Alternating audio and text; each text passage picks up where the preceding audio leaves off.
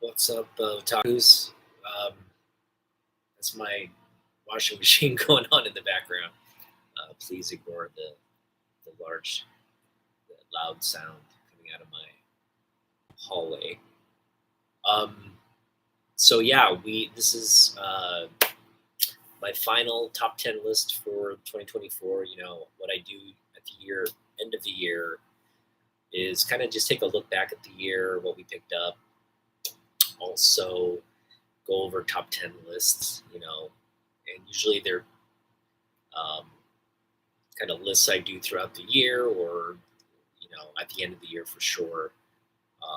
Things like top 10 artists, top 10 characters, top 10 Superman covers, and that's kind of where we land on. This is the final top 10 list, and we're doing top 10 Superman covers in my collection. And this one, it's an easy list to put together, but at the same time, it's a hard list because we want to try and be we don't want to leave a book out. So, I got to kind of look through my entire Superman cover collection. I just picked up recently on a haul yesterday from Milky Comics the first black suit Superman cover by Dan Jurgens. That's a great cover, but um, not good enough to crack this list. And so, there's lots of Superman books out there that we could have gone with. And for me, it's these books are, I think, for me, top of mind at the moment. I mean, the list will probably change over time. Obviously, I tried to keep books that I featured already off this list. So, for example, like, Crypto wouldn't be on the list. First of all, it's not like a Superman focused cover. It has to be a Superman. If it's sharing focus with someone, I try to not put it on the list. But Superman 204 is a great example. 204 is really not a Superman focus cover because I consider that a tri-connecting cover of the Trinity. So it's not necessarily a standalone image. It is a standalone book, but hey, what's up, man, boy? Really enjoyed the seeing you this morning and talking Christmas movies and doing your cover battle with Mrs. Prime. So thanks for that.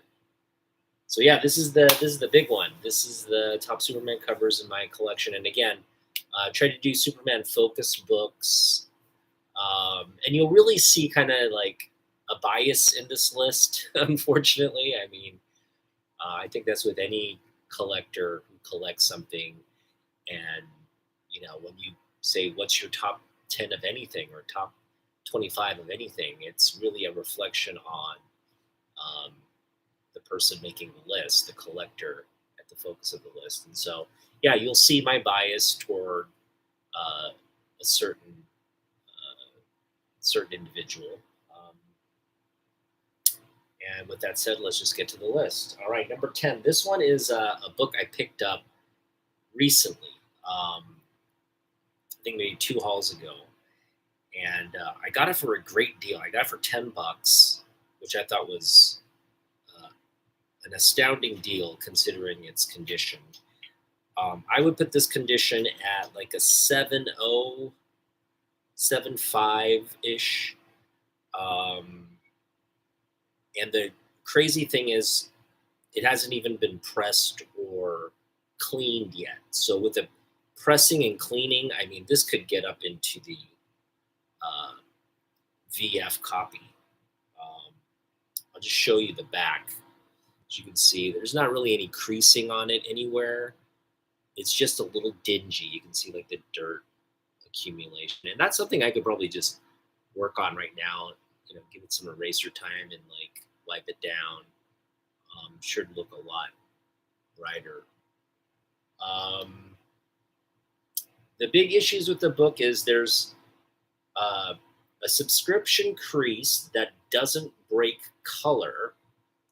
It was a very light crease, but it's accumulated some dirt. So assuming we can clean that out, can kind of see the line right down the middle. It's just a dirt line. It's not a crease line really. And then it's got a little bit of a staple issue right there. Not big. Um, and again, just some kind of just rough corners. Nothing major. So again, 7075 pressed and cleaned. Um, this would just really pop with the vibrant colors and the white backgrounds here. So this is maybe a future project that I'm hoping to do to really make this book a high grade copy. But yeah, we got a high grade copy here of Superman 180. And this is The Girl Beats Superman. This is Superman beaten by a girl. Superman beaten by a girl cover. Kurt Swan goodness. Just love the Superman, the colors there. It's the classic book. Love the 60s fashion as well. These are, I don't know, they're in Hawaii or somewhere. It looks like some kind of tropical island where everybody's just dressed in like that. I mean, if like women just dress like that every day, wouldn't we be living in paradise? I mean, it'd just be crazy. Like hiked up skirts, um, boosted up. I guess mini. What is that? Like mini dresses. Great fashion. Very stylish though. All right, so that's number 10, and number nine. Number nine on the list is we're going to go back to front cover on this one. Okay. Oh, also, one thing I do want to mention about this book here is, oh, I forgot, I lost my train of thought. All right, we'll go on to the next one. Number nine. This is also another classic book. It's got the classic Superman trade dress there. We're going to go back to front. Got a lot of people flying in the background. And we got the front cover here. So this is one of these, one of these front and back covers by the great Neil Adams. And Superman's in the foreground here with just what I consider just like, classic flight pose. Got the one arm extended out, one kind of to the side with the fist. We got the leg up, one leg up.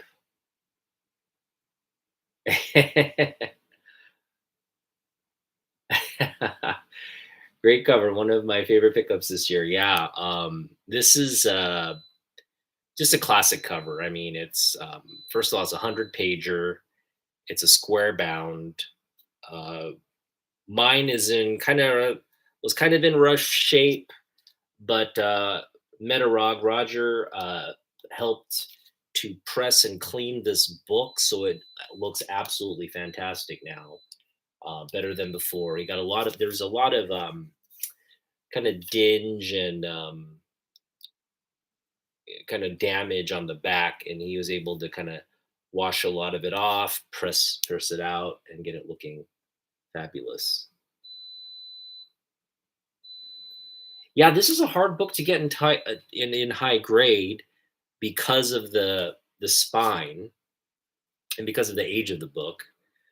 But it's also, like it's a white cover, and if you find this in high grade, you're very lucky. Now, this one is not mine is not in high grade. I put this one at like a four, a 4 or 5 maybe. Yeah, four. I mean, this no, there's like a lot of spine issues on this one. Maybe a 4.0. You can see the spine there. Yeah, it presents. That's the main thing. It's like I've had opportunities to get better copies of this in the past, which might have cost me $20 or something, like somewhere around there. I got this one for, I want to say 15. somewhere around there. Um, and it has its issues. It's got like a corner crease there. It's a decent copy, 4540, somewhere around there. Um, and that's fine. Like for me, it's just about the presentation. I do wish, like there was I may just have to get another cover just to when I present the books to just have the full image, right? I kind of like, it's like you have to flip it around to get it, but if you have two covers, you put the back cover and connect it with the front cover and get that image. They just have to do that. So I may have to get a nicer second copy as well, fanboy. That's thanks for putting that idea in my head. There's some of these covers I definitely want nicer grades of. And so yeah, uh, we'll try to do that. So Neil Adams, I recently did a video on some of my favorite artists and their works on Superman, first works and notable works on Superman. So Neil Adams is someone I consider the um, sort of the standard bearer of Superman. What I mean by that is when the Christopher Reeve Superman movie came out, and that is like the first real blockbuster superhero movie. Superman's firsts in a lot of arenas. Um, and up until Superman, we're talking there have been probably comic book or hero related movies, but it was not the era of the blockbuster where every movie that came out was Godfather's was the first sort of modern blockbuster movie, and everything post Godfather is really the popcorn summer movie uh, era, and it's continued to this day. It really created a market for people to go out and watch movies in the summer, and for movies to rake in a lot of money based on that activity. So, you had drive-ins, you had all kinds of things to get people out to the theaters. And so Superman ends up being the first real blockbuster movie in the history of film. And you couldn't have picked a better cast of characters to portray that story. And it's just, in my opinion, the best comic book movie ever. Classic story. Kind of long, but the special effects still hold up to today, and it's just such a good, well produced and directed movie. Now, when Richard Donner was casting the movie, he did his homework. He read a bunch of comic books. Richard Donner is a huge Superman comic book fan, and it shows in the movie, like the way he presents the origin story, the way he presents the modern sort of take on it, shows he understood the character, he understood how the backstories and the history of the character. Now when he was designing, when he had the design of the character in mind, he used Neil Adams, who was the person working on Superman at the time. He was just the Superman artist of the Silver and Bronze Age, and he just did Superman covers because that's what people bought, And he created this iconic image of Superman, and this is what Richard Donner said. That's my Superman. So he cast Christopher Reeve based off of Neil Adams's design of Superman. And yeah, I mean, there's definitely a resemblance in terms of the hair, the look, the physique. Uh, again, it's funny how these kinds of things roll into another, but comic books really influencing.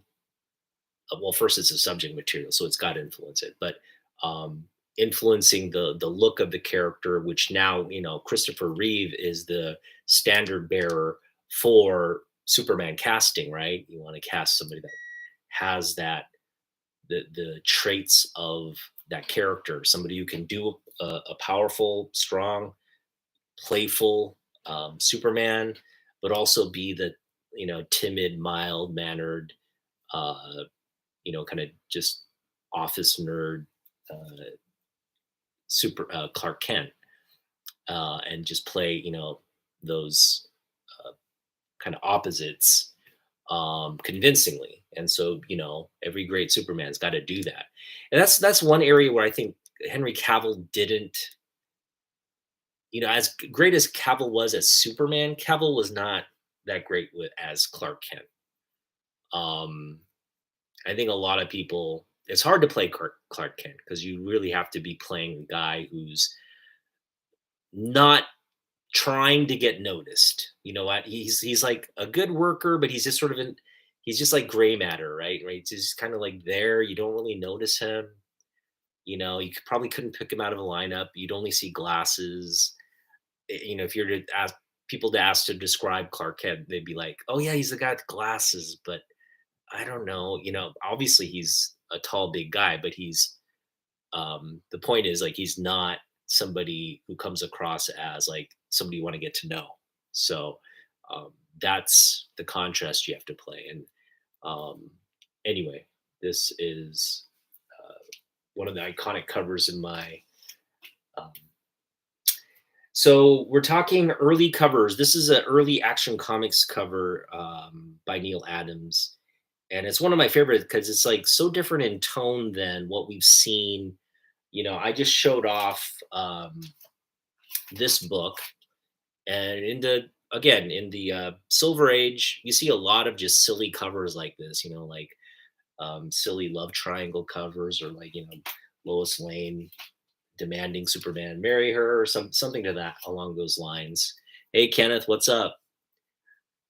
Um, but Neil Adams in this Silver Age did something very different. He kind of took this more sort of portrait effect to like creating a story portrait.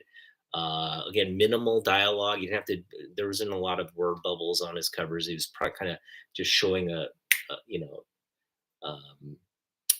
a scene, creating a scene with just the image, and you could tell what was going on just by what was in on the cover.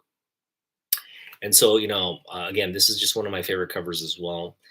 This is number 8 on the list, Action Comics 359, and it's the courtroom cover.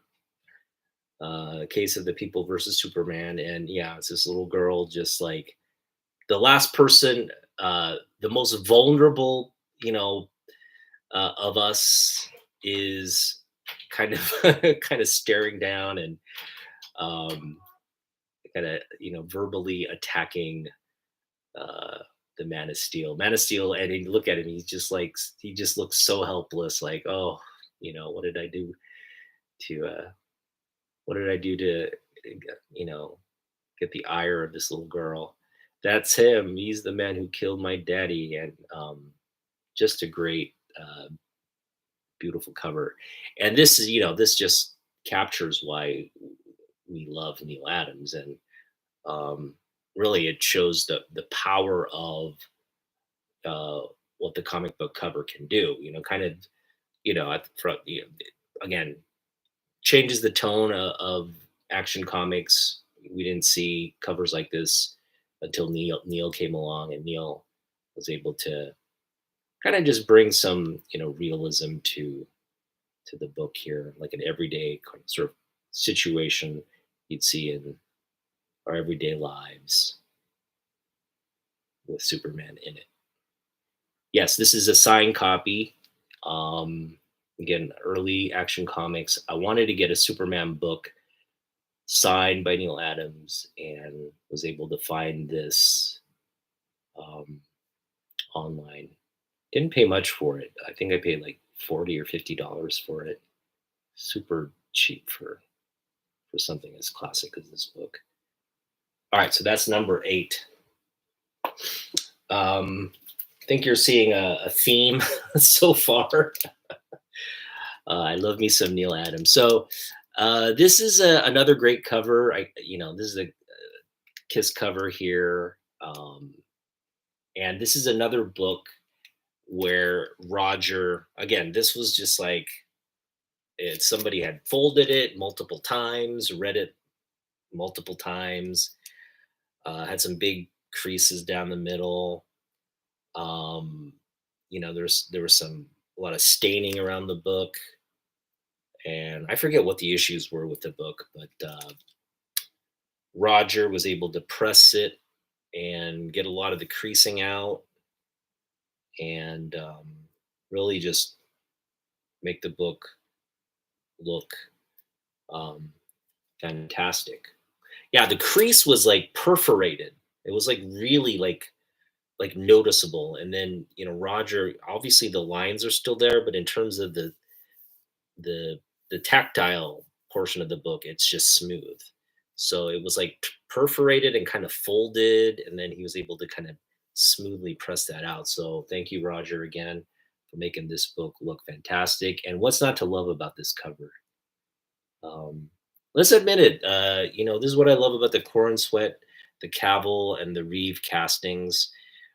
Superman, when you kind of get him to his bare essence, he's a hunk, right? He's the one the ladies want to get with, and you know just a very passionate sort of embrace right there with this alien.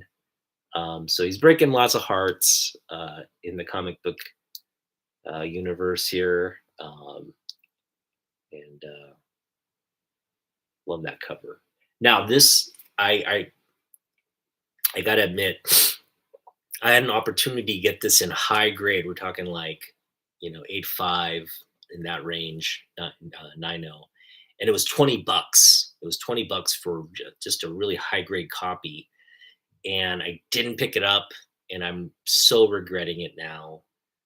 I just don't know why. I think what it was is like I went with a specific budget in mind, and I already had this book, and I was happy with this book. I didn't feel like I needed to like upgrade. And it was fairly early into the summer, so I just wanted to spend the money on stuff that was on the list and all that. But I know I was so I had some money left over, and I called the shop because it's up in Everett. This is Everett Comics, and I called and I said, "Hey, do you have Superman 243 there? You had a really nice copy there. If you have it, I was going to come up and pick it up." The guy's like, "No, it's not there anymore." So someone, got that copy. Some lucky person got that copy. This is another book I would love to, I think, have in high grade, just because I just love this Neil Adams cover. But yeah, I loved my copy as well. My copy has personality. But if I could get like a high grade copy of that, that would be awesome. All right, moving right along. That was number 7. I know that was number 6. Excuse me. That was number 6. Wait, what are we on here? 1, 2, 3, 4. So 10, 9, 8, 7. No, this is 6. We're on number 6. Number 6.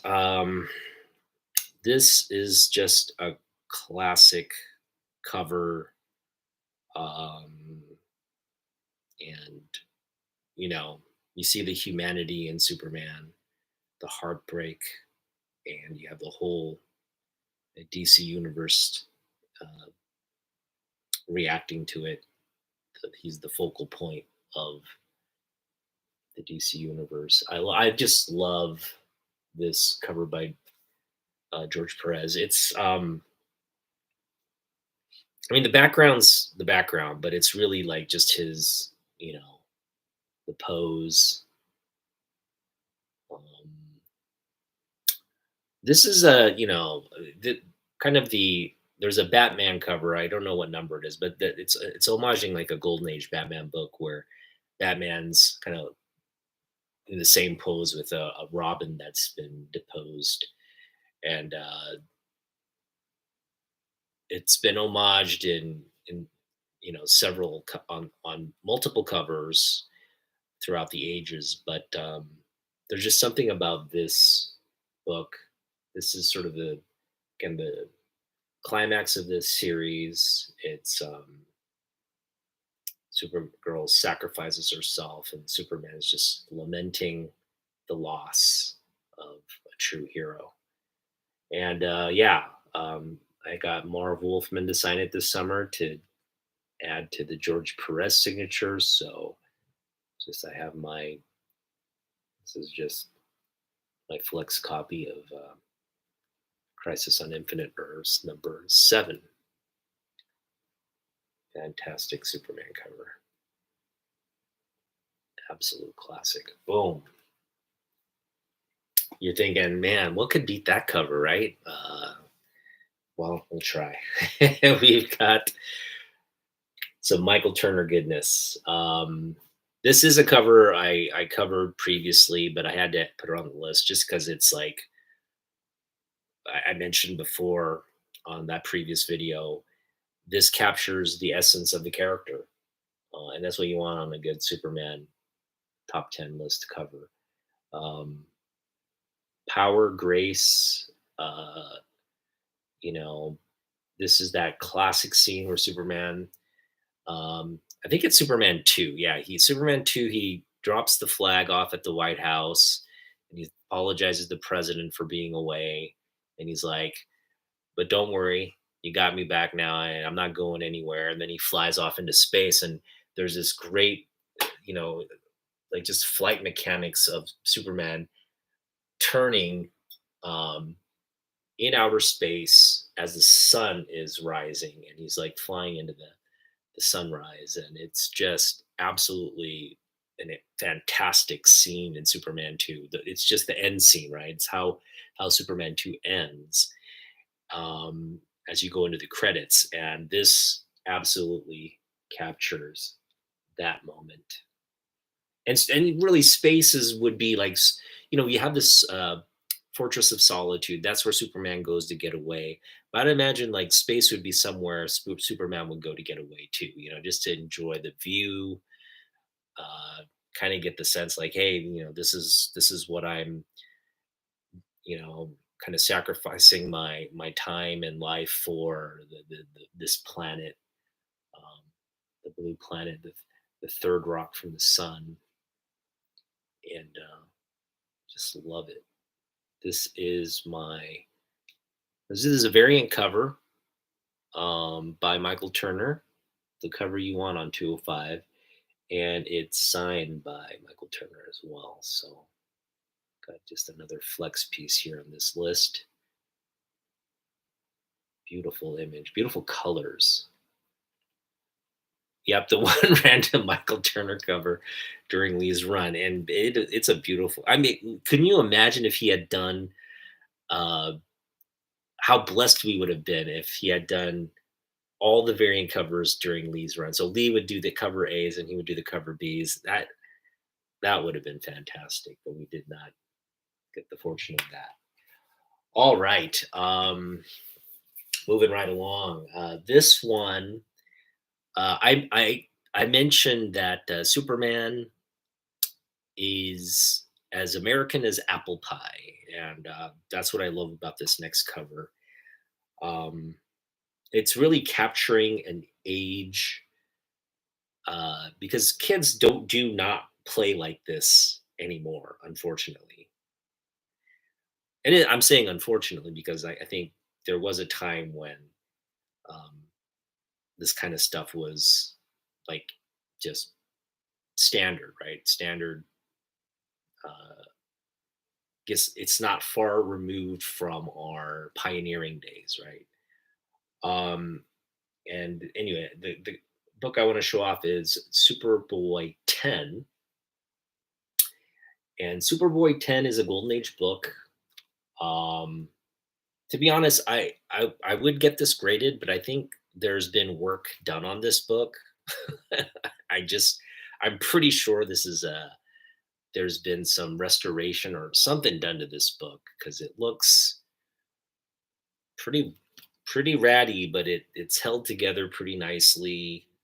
Looks like it might have gotten cleaned up here and pressed and what. I mean, it just looks too good to be um, for it to just be been kept in this situation or just been pressed, right? To just you know Spine is kind of there intact. It's not really torn up all that much. Staples are there. So it's like, you know, it's a complete book. It's stapled. Uh, you can read it if you want. I wouldn't do it, but the pages aren't like brittle. It's still got, you know, who knows? This might be worth grading, but again, I think it would come back with like a purple label, um, which would be fine. I mean, I think this book should be restored if at all possible. Yeah, this is just a great shot of Superboy. You have sort of the architecture there. He's obviously in like a suburb or a city, right? But you have the little kids. You have the little kids playing cowboys with the six shooters and the chaps and everything. I mean, look at that kid, right? This kid over here. He's got like the full cowboy regalia on. It's pretty cool. And but Superman's showing him up, saying like, "Look, I can do all your little rodeo rope tricks." Um, they're just like, "Ooh, he's the top cowboy in town." But yeah, you know, the kids playing cowboys in like the middle of the street. Um, just a great piece. This is what, late 40s, something around there. No, 1950. This was the 1950s. So, you know, just capturing everyday life in the 50s with Superboy. This is the first appearance of Lana Lang. So it's a key book. I wanted to get that book. Paid 100. I played it was shipping it after shipping and tax and everything. This was like a $200 book, but 100 something for it with the shipping and everything. Ended up like it had shipping, it had fees and all that. Ultimately, it got to me for like 200. So cover was drawn by Plastino. Uh, Al Plastino is a classic Golden Age, Silver Age artist on the book.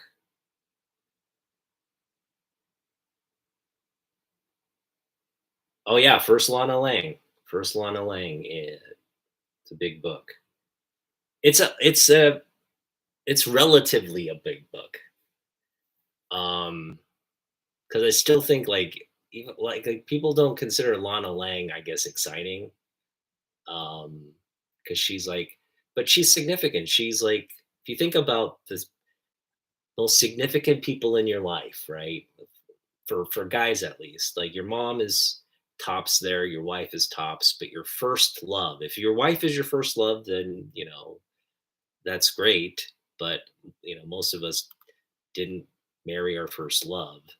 But Lana's that girl, the girl that got away, the first love, or the girl that taught us uh, the life lesson of love and how it can, um, you know, your first love can break your heart, right? So that is this is a big book. So all right, that is number. What is that? Number one, two, three, four. That was number four. We're on to number three. Yeah, you know, my apologies. I love Jim Lee, and I love Jim Lee Superman, but there's not a lot of Jim Lee Superman on this list. Um, Not to say that there aren't great Jim Lee Superman covers. It's just, um, yeah, I mean, Jim Lee. There's a lot of great Jim Lee Superman covers. They just didn't make the list. They're um, I don't consider them necessarily better than any of the ones I've shown off so far. So, but this is one exception to the rule, and this is, I think, probably my favorite Jim Lee cover because of its significance.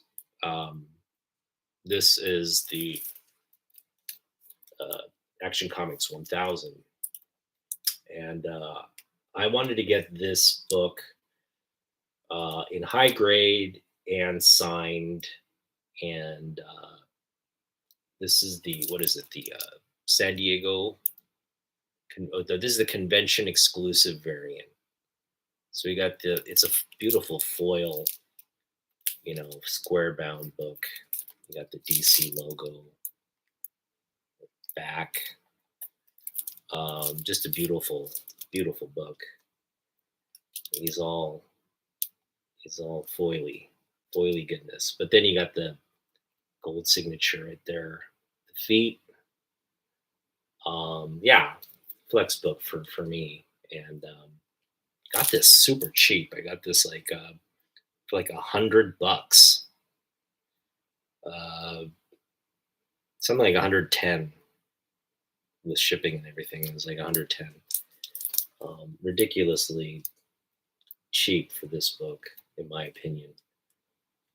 The guy went to the effort of getting this exclusive and then signed, slobbing it in 9.8, and then he sold it for like $100. I mean, yeah, kind of.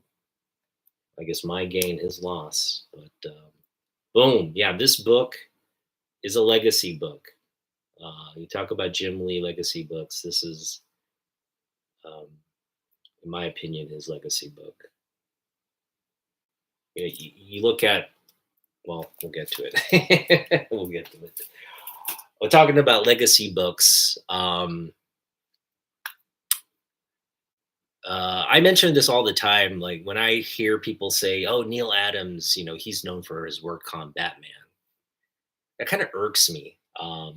Not to say, his run with Denny O'Neil wasn't great. It's fantastic, right? It really kind of reestablished Batman as this dark character, um, set of realism. Kind of, I shouldn't say it epitomized the realism that was going on in the Bronze Age for titles, and that just carried on through to today. So, we can thank writers like Denny O'Neil for bringing comic books kind of, pulling it up from what kids read to kind of what adults read and enjoy. And now comics, you got to be careful what comic you give your kid. 9 times out of 10, the comic it's got stuff you don't want your kid to see, to be honest. Even during when I was reading them, I was like, like in elementary school, middle school, and reading these comics. I'm like, am I reading this? Who is, monitoring me and, letting me get away with reading some of these books? But it is what it is. But anyway, we talk about legacy books. And I think uh, Neil Adams has to be given credit as a Superman artist, more than a Batman artist. And I honestly believe that. As somebody who loves and collects Neil Adams, um, his breadth of work on Superman books far outweighs his breadth of work on Batman. Um, you know, and yeah, I mean, yeah, I think if you talk about, he had a brief stint at Marvel, but you would consider him a DC guy, right? He's a DC guy, and just even to like right before his passing, he was doing Superman books. So, um, well, Batman books too. But so I guess you could marry the two. You could say Batman and Superman because he did a lot of World's Finest as well. But everybody kind of points to this book as his like legacy Superman book. That irks me too. I don't consider this his best cover, but a lot of people do. So it is what it is. But yeah, we have Superman 233 and Fanboy showed off. Whoa, kid's getting abducted right now. Fanboy Prime showed this off in his stream this morning. He got a copy this year. And oh, I'm sorry to hear your first love broke your heart. Didn't they all? Didn't they all? Mine too. I still have warm thoughts about my first love. It's not like one of those things where like I hate her, but um, I think you get over the heartbreak and just you have that the warm. Hopefully, you have the warm memories of your first love. Then maybe she's not your first love. Is maybe she's just your first like fling or whatever. But the first love should be somebody you just kind of hold in high esteem. And but anyway, back to comic books. So, Fanboy showed off his copy this morning. Super Russ showed off his copy in an Instagram post. So it's Superman 233 day, I guess, and I am flexing my copy that's signed. Yes, it's signed. And again, not my okay. Let me frame it here. Not my favorite cover, and I have the same reasons with the cover that Neil Adams had with the cover. Neil Adams drew this cover, and there was no wording here, and the leg came down just straight, like it was proportionate as the post should be. But then some editor or somebody said, no, we want to make sure there's like Kryptonite Nevermore is in there, and it again don't need it. Don't need it on this cover. You don't need any kind of like. I get you want to establish the story here. The stories where the Earth they get rid of all the kryptonite so that Superman can just protect the Earth without dying.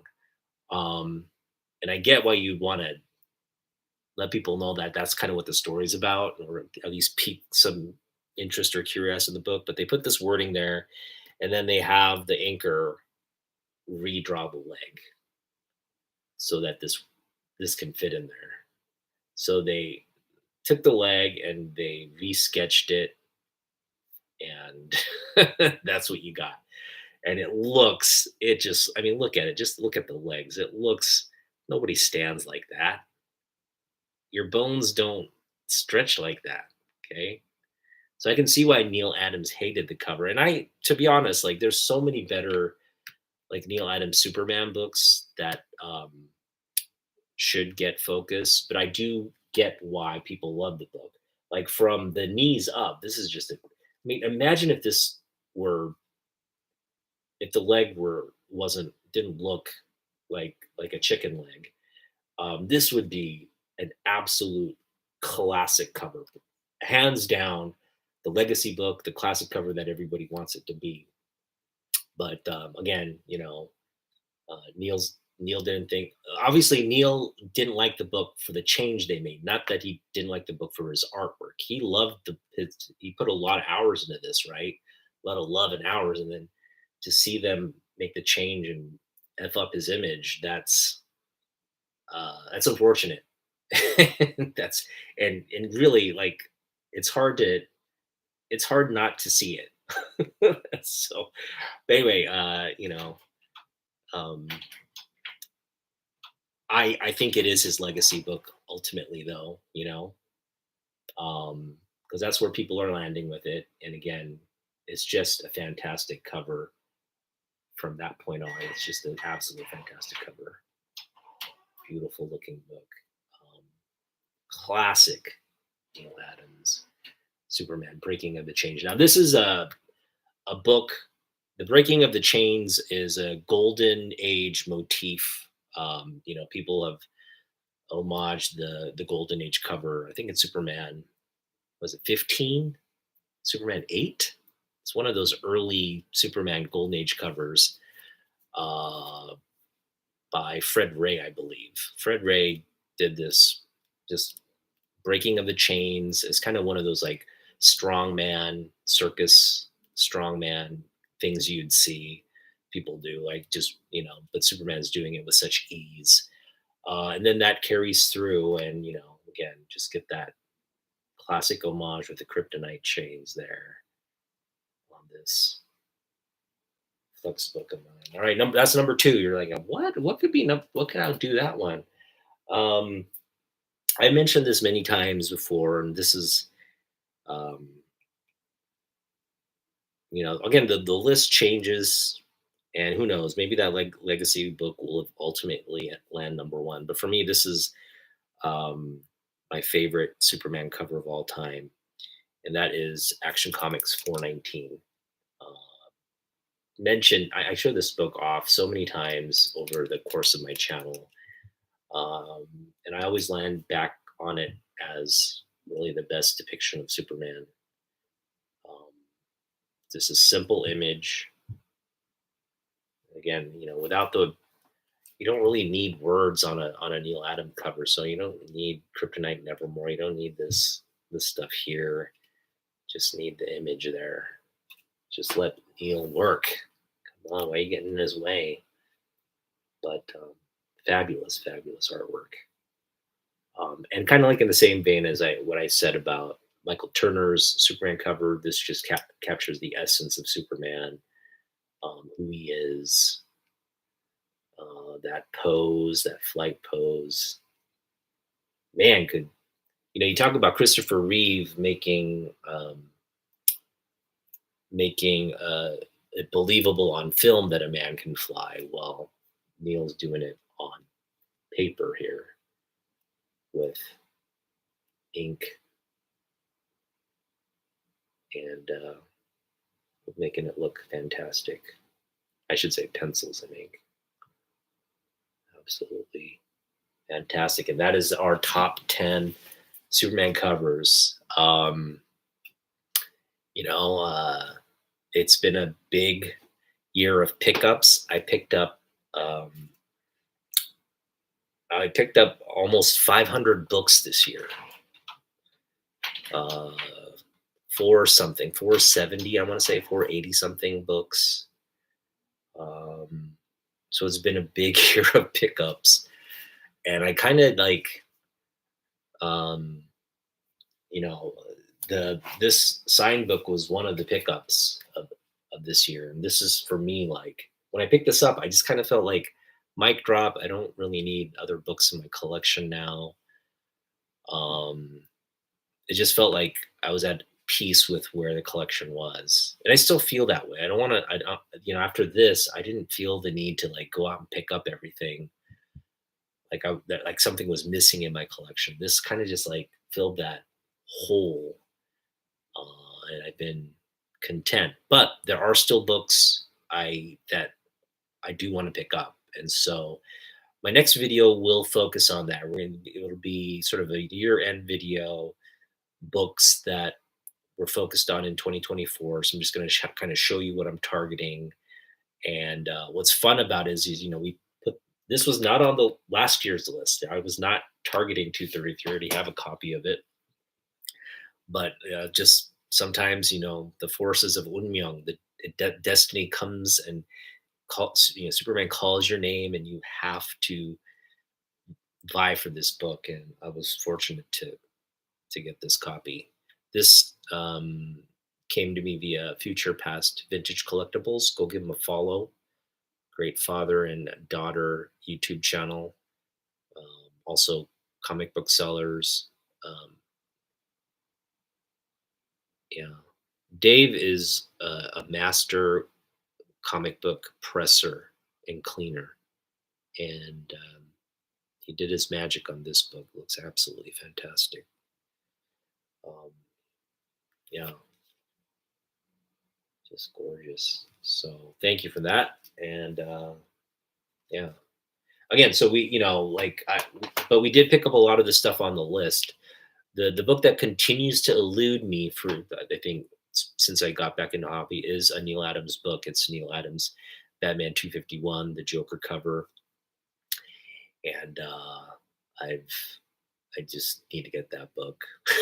And I'm hoping I win my fantasy league and get the $900, because that will be that will bankroll the Superman 251 book. I don't have money for the Superman 251 book, but if I win my fantasy league, which I'm on the precipice of doing, because I had another fantastic game. Just show you the. All right, so there's a child abducted in Olympia. If you're in Olympia and watching this video live, please keep your eye out for. Keep your eye out for Washington license plate. It's a 2007 Ford four-door, white 2007 Ford four-door with the Washington license plate BQS2238. BQS2238. White Ford four-door 2007. Okay. Where was my train of thought? It was on, yeah, books we're trying to pick up. So I will do that and cover that in a video. No, I was going to show something else. Oh, my fantasy. Yeah, I was going to show you where I am with fantasy. So I drafted Lad McConkey um, in the late rounds too. Like, I mean, he wasn't going. I think he was like my second or third to, I mean, third to last pick. So I picked him higher than where he was going in most drafts because I was targeting him. I literally was like, he's going to be one of my top wide receivers. He's going to end up the Chargers' lead receiver by the end of the season, and my prediction came true. And I named my team McConkey's team. I've been kind of playing as McConkey's team um, since week one. And yeah, there's he dealt with some injuries here and there, but today he had two touchdowns, 94 yards, and produced 25 points for Team McConkey. So with three players, and he's played five. Okay, he's played five players. I'm well out in front now, and just assuming everybody kind of meets, I'm projected to win 140 to 98 on ESPN and the ESPN Fantasy League. So this is the finals. This is week one of two. So there's another week that we have to play. But so far, so good. I am well on pace to win this week. And then if I win another week, that's $900, man. That's 900 well earned fantasy football league dollars right there. So I win the league. I now have $900 to, obviously I gotta give some to my wife, and so I just don't feel guilty spending it all on comic books. But it's gonna go deep into comic books for next year. So yeah, that'll bankroll the Batman 251. Maybe it'll bankroll a high grade Batman 251, right? Wouldn't mind having a high grade Batman 251, or even like a low grade signed copy. That would probably be too much. We'll look. We're looking. It never pops up though. I'm sure there are signed copies, just no one's selling it. No one wants to sell that. And if you were to sell it, I'm sure you'd want top dollar for it. Again, I don't want, if I could get a signed copy, that'd be great. But for me, just getting a copy is good enough. Um, but yeah, my my love for Neil Adams will probably guide my list for 2025.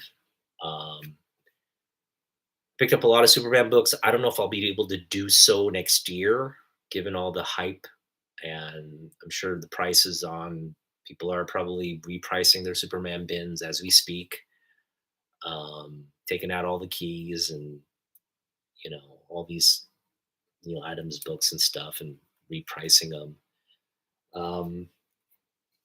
As great as the focus on Superman is, one I think negative, and I think I can speak for people in the chat here who are Superman fans.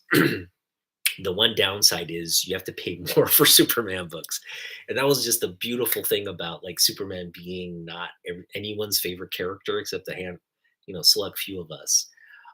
You could buy Superman books on the cheap, like that. I got that Silver Age, high grade Silver Age book, $10. Like you could get those kinds of deals at your local LCS or just anywhere, like even collectors. Like I remember this time last year, my first trade was with Brian LCS. I traded a couple Spider-Man books for the audio. Um, the audio, read along mini books for Man of Steel, the miniseries by Byrne. So Byrne, Man of Steel miniseries in the mini books, 6 copies to round out. I had issue 1, but he had issues 2 through 6, which worked out for me because like that was the completion to my collection. Um, but yeah, those are the little mini audio books that are the harder sort of variants to find of that great series. Um, and I was able to get that. I don't know if Brian would have traded that to me now. Who knows? Maybe Brian's still, not trying to offload Superman books. Hopefully, maybe I'll ping him up and see if he wants to do another Superman book. But yeah, if you have Superman books and you care less for them, hit me up with a trade. I'll give you some good stuff for Bronze Age, Silver Age books. Even select, I guess, modern age books as well. But yeah, again, Superman, I think is going to start to. There's a lot of hype around this crypto cover right now, but it's going to extend to more. It's going to extend to Jimmy Olsen, Lois Lane, and all the classic books, as well as just Superman keys, right? So that's kind of the downside of having him be at the forefront with this movie now. Collectors are kind of focusing on him again, um, which is a good thing. Ultimately, that's what I want, but it's impacting how how cheap I can pick up books. Um, so maybe we won't be so focused on Superman. It'll just be one of those things. If we find it cheap, we'll pick it up. But we're not going to try to pick up Superman books because I think the timing of that doesn't work in our favor. But lucky thing is I did that this past year, so got a lot of kind of. I'm always looking for Superman, so I just in the course of my hunts, it naturally makes its way into my collection, and we're able to pick up a lot of nice Superman related books this year. So hoping to do that more in 2025, but we'll have to see if the market conditions allow for that. All right. Well, yeah, thanks for joining. I'm going on again later tonight with Jeff for Double Tiger. Don't miss that. It'll be a great show. Double Tiger coming to you every Saturday, 11 p.m. Eastern, 8 p.m. Pacific. Check us out. Join the fun. We're gonna have Simple Simon on from Down Under. So we'll talk Aussie Christmas. We'll talk what's going on with him, and talk Year of the Snake. Yeah, Year of the Snake next year, um, and get his thoughts on Superman movie. I gotta get his thoughts on the Superman movie. All right. Yeah, take care. And again, our next video is going to be um, what we're focused on in 2025. And we'll see you in the next one. Peace out.